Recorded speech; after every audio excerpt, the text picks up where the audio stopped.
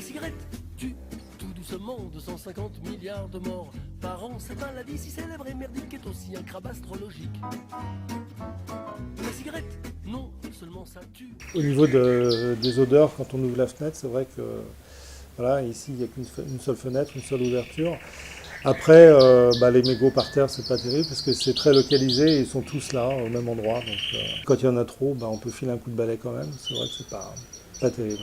Fumer à l'intérieur, je trouvais ça normal qu'on vire les fumeurs à l'extérieur parce qu'il y a énormément de non-fumeurs qui ne supportent pas la cigarette, tout ça, donc ça d'accord. Après, là j'apprends qu'on nous demande aussi de ne pas fumer en dessous des fenêtres à l'intérieur des cours intérieures, donc bon, après ça devient un peu compliqué de pouvoir fumer.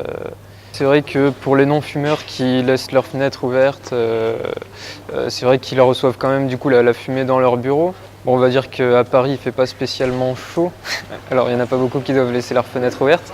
Mais pour eux ça doit être difficile au final, c'est compréhensible au final, c'est un débat.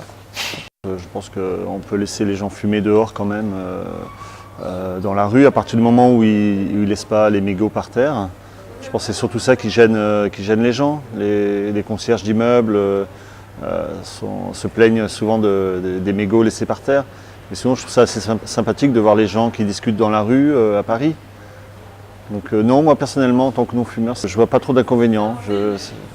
La fumée ne me dérange pas plus que ça. Et par rapport à la pollution parisienne, je trouve que c'est assez négligeable.